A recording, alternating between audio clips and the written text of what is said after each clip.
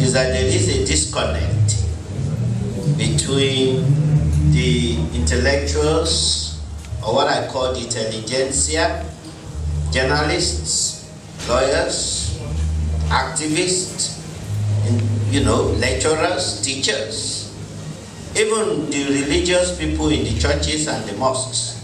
There is a disconnect between us and the grassroots. And then the second level of disconnect is lack of trust between us and the masses.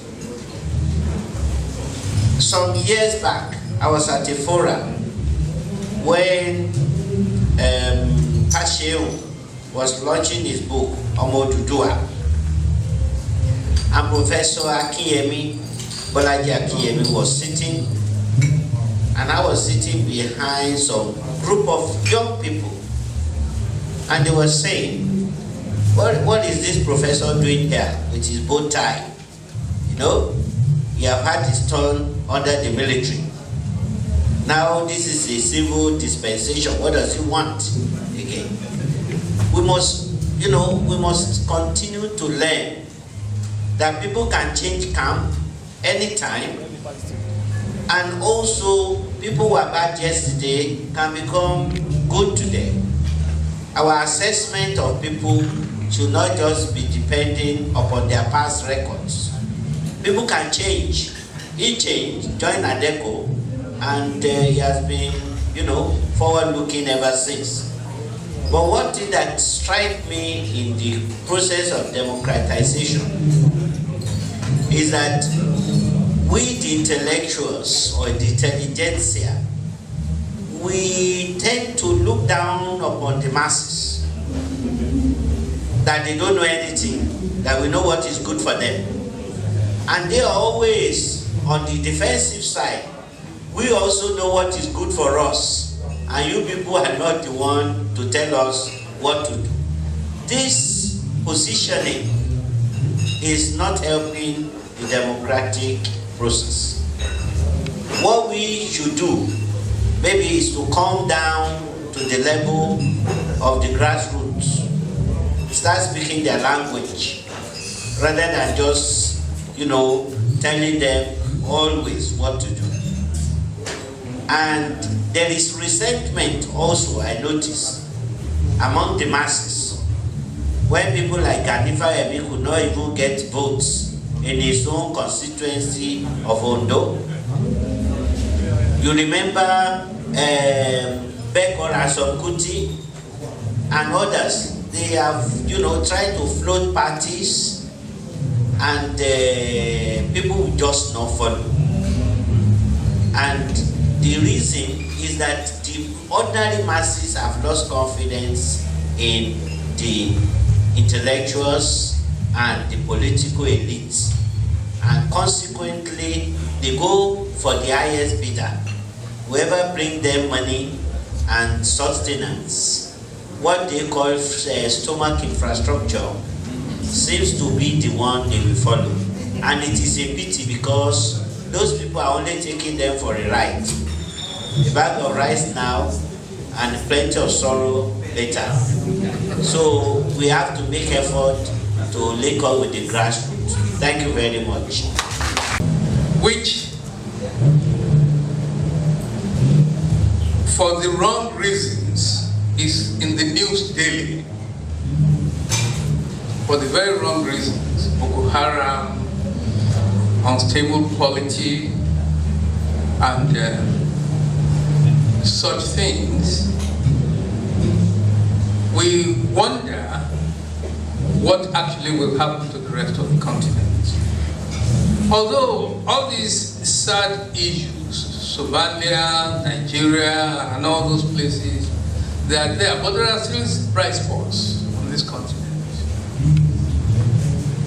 Ghana is a bright spot, there is no doubt about that. They have gone through their problems, and I think that Ghana is now in a situation where we can say that democracy is taking root.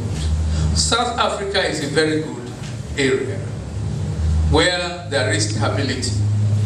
Also, after a prolonged struggle for independence. Now, we wonder what will happen, because ideology, I believe sincerely, is the basis for politics in any part of the world. She quoted America and the United Kingdom as examples of where democratic practices are on. Yes, these are some of the leading democracies in the world. How are we going to get there? I must say that the current election, the current campaign that is going on in Nigeria, to me has shown some indication that we might make progress. The idea of raising funds for campaign from among the population is a very new one in this country. And I think it's an indication that we might make some progress. One of the aspirants has come out with the idea that he's going to raise his funds from among the population, and that the population will be in a position to judge how such money is collected and how such money is spent. I think this is a good indication that we might make some progress. Rather than stealing public funds and then using the same funds to bribe the people to get into power, which I think is the modus for politics in Nigeria.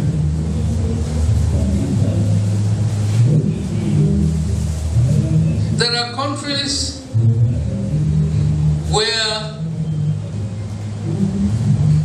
people have tried, either when struggling for independence or even after independence, to make some mark. Unfortunately, these things are not sustained because the ideology which they propagated in the course of their struggle is not sustained.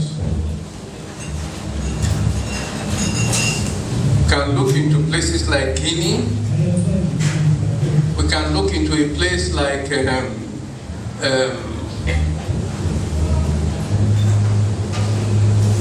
even the Congo, where there was an ideological focus before independence, but this was Scotland.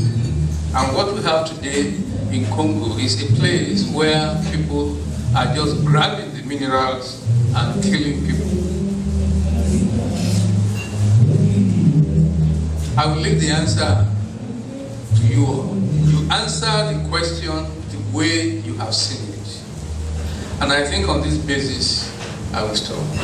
Thank you. I listened to Dr. Odion, and I also listened very carefully to the speaker from the United Kingdom. First, I want to disagree with Dr. Odion on a statement he made. In 1992, 93, until 1999, when Nigerian democracy came, some of us were at the forefront of the battle to get the military out of the way. And we felt at that time that the democracy we were going to have wasn't going to work because the constitution was not ready before we went into the elections. But today, I still want to believe that our refusal not to participate in the democratic process in 1999 brought about a vacuum that the old politicians came to occupy.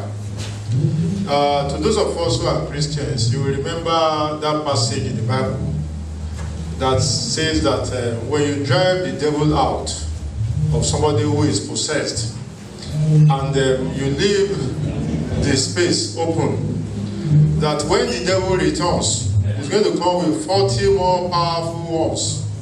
And I think that is what has happened.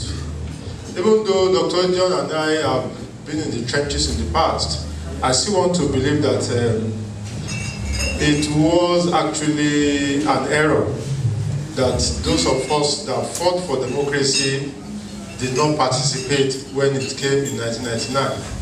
No matter how it could have been then, somehow the good people would have been able to perhaps influence the several devils that have now come to occupy Nigeria's political space.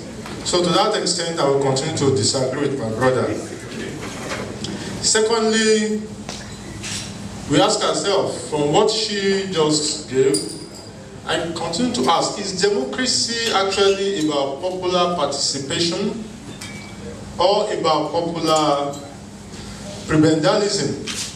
Because there is so much fight about what to distribute and not about how people should actually participate. And the reason why we continue to have a fight is because we do not actually know whether our democracy should be about popular participation or not.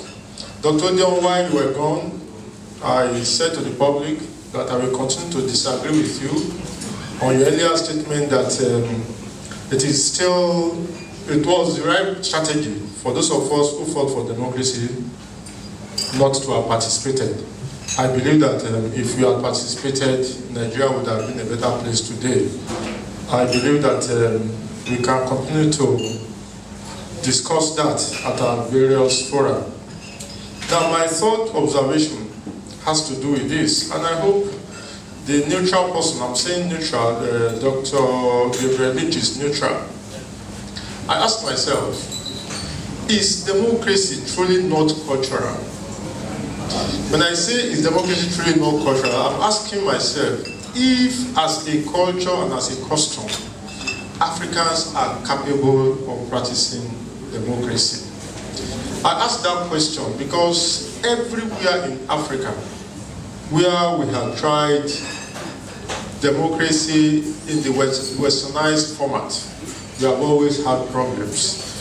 We are beginning to see by what has happened in Libya and what has happened in Egypt that it appears that some countries or a group of people can actually not practice democracy. It certainly may not be able to work. So I keep asking, is there something in the blood of the Africans, in the blood of the average Arab person, that is anti-democratic process? Yes, we want to be ruled, we want to participate, but must it be through the popular Western-styled democracy? That's a question for Dr. Lynch and for everyone of us who is here.